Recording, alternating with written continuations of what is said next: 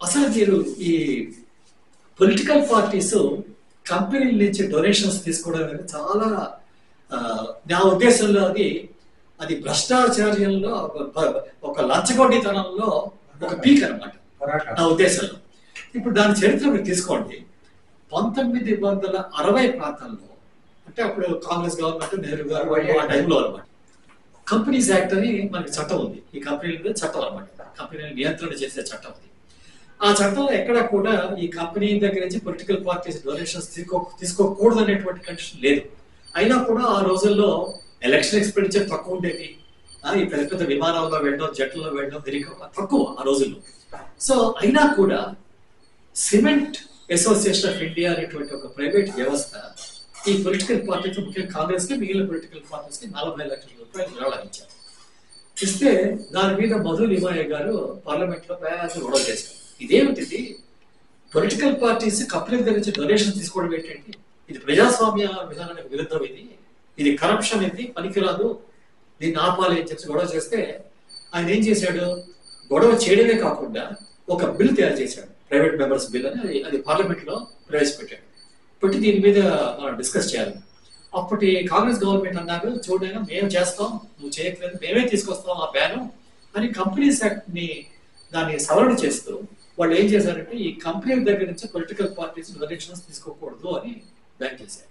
అప్పుడు ఈ రోజు పరిస్థితితో కంపేర్ చేయండి.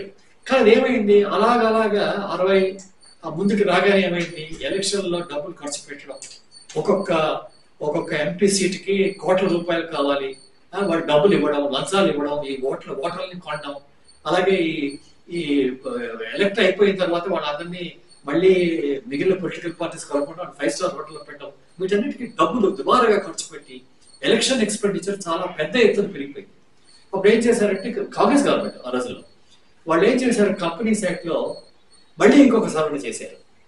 చేసి లేదు, ఈ కంపెనీస్ దగ్గర నుంచి పొలిటికల్ పార్టీస్ డొనేషన్స్ తీసుకోవచ్చు, కానీ 2-3 నిబంధనలు. ఒకటి ఏంటంటే వాళ్ళ ప్రాఫిట్స్ లో ఉండాలి.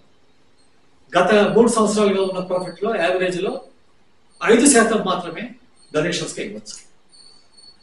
కానీ ఆశ్చర్యం ఏంటంటే ఇదే కంపెనీలు సమాజానికి ఎంత ఇవ్వాలి, కార్పొరేట్ సోషల్ రెస్పాన్సిబిలిటీ అంటారు, సిఎస్ఆర్ అంటారు, ఎంత ఇవ్వాలి, దానికి కూడా ఒక డిబేట్ వచ్చింది.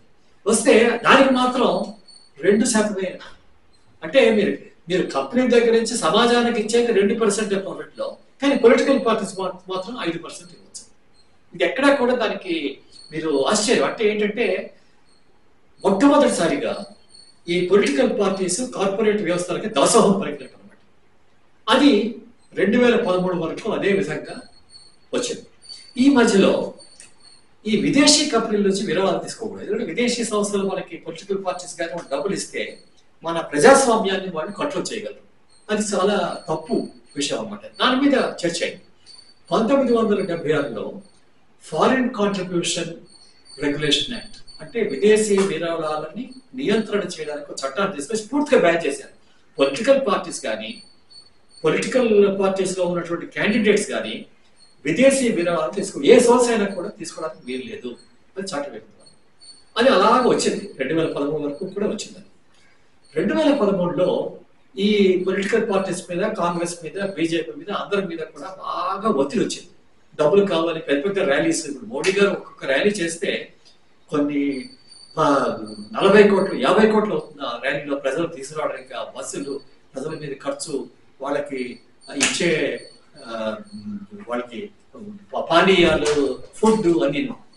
సో ఇటువంటి దాంట్లో ఏమైంది, ఇంకా కావాలి డబ్బు. వాళ్ళకి ఏంటవుతుందంటే అది దురాశ అనమాట. అప్పుడు ఏం చేశారు, 2013లో కంపెనీస్ యాక్ట్ మార్చి కొత్త కంపెనీస్ యాక్ట్ తీసుకొచ్చారు. దాంట్లో ఏం చేశారు, ఈ 5% లిమిట్ కంపెనీస్ ఇచ్చేది 7.5% చేశారు. అయినా కూడా లిమిట్ ఉంది, 7.5% బాగానే ఉంది. ఇదంతా అవుతుంటే ఏమైందంటే, నేను 2013లో ఈ యూపీఏ గవర్నమెంట్ తర్వాత వచ్చిన బీజేపీ గవర్నమెంట్ అందరూ ఏంటంటే ఈ ఎన్జిఓలు తీసుకుంటారు కదా, ఫారిన్ ఫండ్స్ వస్తాయి, వాళ్ళ మీద చర్యలు తీసుకోవడం. మీరు ఫారిన్ ఫండ్స్ తీసుకోకూడదు, మీరు గవర్నమెంట్ కి వ్యతిరేకంగా మాట్లాడుతున్నారు అని ఇలాగ వాళ్ళు హెరాస్ చేస్తుంటే నాకు అనిపించింది, అసలు పొలిటికల్ పార్టీస్ కూడా వీళ్ళు ఈ ఫారిన్ కంపెనీస్ నుంచి డబ్బులు తీసుకుంటున్నారా అని నేను కొద్దిగా రీసెర్చ్ చేశాను. చేసి ఒక కంపెనీ మన భారతదేశం కంపెనీ అది లండన్ స్టాక్ ఎక్స్చేంజ్ లో లిస్ట్ అయింది, ఫారిన్ కంపెనీ. అటువంటి కంపెనీస్ ఎంతవరకు డబ్బులు ఇచ్చాయి చూస్తే నా కళ్ళకి చాలా కళ్ళు చదివే. బీజేపీ, కాంగ్రెస్ ఇద్దరు నేషనల్ పార్టీస్ కూడా ఈ ఫారిన్ కంపెనీస్ నుంచి విచ్చలవిడిగా ఆ చట్టాన్ని ఉల్లంఘిస్తూ డబ్బులు తీసుకుంటున్నారు అని. సో ఆ డేటా అంతా కలెక్ట్ చేసి ఢిల్లీ హైకోర్టు నేను అసోసియేషన్ ఫర్ డెమోక్రాటిక్ రైట్స్ అనే సంస్థ మేము ఇద్దరం కలిసి ఒక కేసు వేసాం ఢిల్లీ హైకోర్టు, బీజేపీ మీద, కాంగ్రెస్ మీద. మేము చెప్పేది ఏంటంటే వీళ్ళు చట్టాన్ని వైలేట్ చేశారు, వాడి మీద యాక్షన్ తీసుకోవాలి.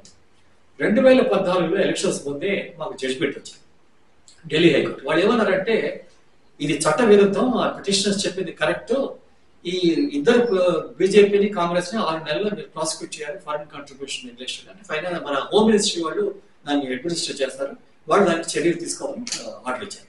ఇస్తే నేను హోమ్ మినిస్ట్రీ రాశాను, అయ్యా మీరు బీజేపీ మీద, కాంగ్రెస్ మీద చర్యలు తీసుకోవాలి. అప్పటికప్పుడే బీజేపీ గవర్నమెంట్ 2016లో వచ్చింది, కానీ ఎక్కడ రెస్పాన్స్ పొందలేదు.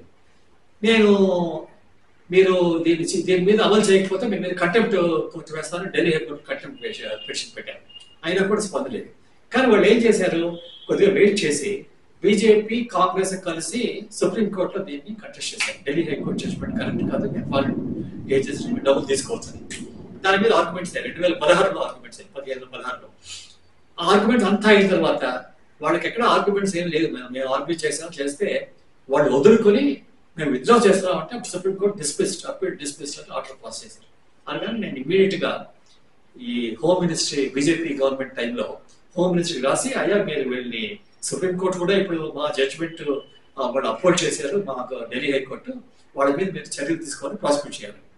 చేస్తే ఆశ్చర్యకరం ఏంటంటే 2016లో ఈ బడ్జెట్ టైంలో ఫైనాన్స్ యాక్ట్ వస్తుంది, అందులో బ్యాక్ డోర్ అనమాట. అది స్ట్రైట్ గా ఒక చట్టాన్ని సవరించినప్పుడు మీరు పార్లమెంట్కి వెళ్ళి పార్లమెంట్ లో డిస్కషన్ అది అవాయిడ్ చేయడానికి రాజ్యసభలో నెంబర్ లేకపోవడం వల్ల వాళ్ళు ఏం చేశారు, ఫైనల్ గా ఈ ఫైనాన్స్ యాక్ట్ ద్వారా ఈ ఫారిన్ కాంట్రిబ్యూషన్ రెగ్యులేషన్ యాక్ట్ ని 1976 నుంచి రిట్రాస్పెక్టివ్ గా దాన్ని అమెండ్ చేశారు. ఎందుకంటే వాళ్ళ మీద ప్రాసిక్యూషన్ ఉండకుండా, సుప్రీంకోర్టు జడ్జిమెంట్ వర్తించకుండా ఎలాగో దాని మీద వాళ్ళు చేద్దామని నేను అమెండ్ చేశాను. చాలా తప్పుడు అది. ఏదో ఒక చట్టంలో మీరు ఒక పాపాన్ని కమిట్ చేసినప్పుడు దాన్ని రిట్రాస్పెక్టివ్ గా అమెండ్ చేసి ఆ పాపం మేము కడిగేస్తాం, మాకు ఉండదంటాం, తప్పది. దాని మీద నేను సుప్రీంకోర్టులో ఛాలెంజ్ చేశాను, కేసు వేసాను, చెల్లదు అని. ఆ కేసు ఇంకా అవుతాం. కానీ నాకు ఆ టైంలో ఏమైందంటే 2016 నుంచి ఈ ఉన్నటువంటి ఎన్డీఏ గవర్నమెంట్, ముఖ్యంగా బీజేపీ పార్టీకి నిధుల మీద దురాశ. అలాగా అన్ని విధాలుగా మేము నిధులు సేకరించి ఎలక్షన్స్ లో డబ్బులు స్పెండ్ చేసి అన్ని విధాలుగా మేము ఓటర్ల మీద డబ్బే కాకుండా, ర్యాలీస్ మీద అదే కాకుండా, మీరు అసెంబ్లీలో ఎలక్ట్ అయిన ప్రతినిధుల్ని కొనేయడం, మీరు డెమోక్రసీ ప్రజాస్వామ్యాన్ని కొనేస్తామనేటువంటి ఒక ఉద్దేశంతో వాళ్ళు ఏం చేశారంటే తెగ చట్ట సవరణ చేశారు. మొట్టమొదటి ఏంటంటే ఈ కంపెనీస్ యాక్ట్ లో 7.5% లిమిట్ ఉంది కదా అని ఈ కంపెనీ అది తీసేది. అంటే మీరు కంపెనీలు ఇష్టం వచ్చినట్టుగా వాళ్ళు ఇచ్చుకోవచ్చు, ప్రాఫిట్ చేసినా ప్రాఫిట్ లేకపోయినా. అంటే అర్థం ఏమిటి, ఒక కంపెనీ లాస్ లో ఉన్న కంపెనీ వీళ్ళు డబ్బు ఇస్తే అర్థం ఏమిటి, మనీ లాండరింగ్, బ్లాక్ మనీ అనమాట. వాళ్ళు ఎక్కడి నుంచో బయట నుంచి తీసుకొచ్చి లాస్ మేకింగ్ బాడీ వీళ్ళకి డబ్బు ఇవ్వలేదు, ఎలా తెచ్చారు డబ్బు, అలాగా దాని మీద లిమిట్ తీసేసి ఇవ్వచ్చు. రెండవది ఈ ఎలక్ట్రల్ బాండ్ స్కీమ్ పెట్టారు. ఎలక్ట్రల్ బాండ్ స్కీమ్ అంటే ఎవరు విరాళాలు ఇచ్చారు, ఏ పార్టీకి ఇచ్చారు, ప్రజలకు ఎవరికి తెలియదు. అంటే మన ప్రజాస్వామ్యంలో ప్రజల్ని పూర్తిగా మభ్యపెట్టి మేము కంపెనీల నుంచి మా ఇష్టం వచ్చినట్టు మేము డబ్బులు తీసుకుంటాం, ఆ డబ్బు మా ఇష్టం వచ్చినట్టు మేము యూజ్ చేస్తాం, ఎవరు అడిగేవాళ్ళు లేరు అన్నట్టు. అప్పుడు జైత్రి గారు ఫైనాన్స్ మినిస్టర్, నేను అప్పుడు మోడీ గారికి ఉత్తరం రాశాను, అయ్యా ఇదేమిటండి సిగ్గుచెట్టు, ఇటువంటి సవరణ చేయడం సిగ్గుచెట్టు, ప్రజాస్వామ్యాన్ని కించపరిచినట్టు, ఇది పనికిరాదు అని. అయినా కూడా స్పందన లేదు.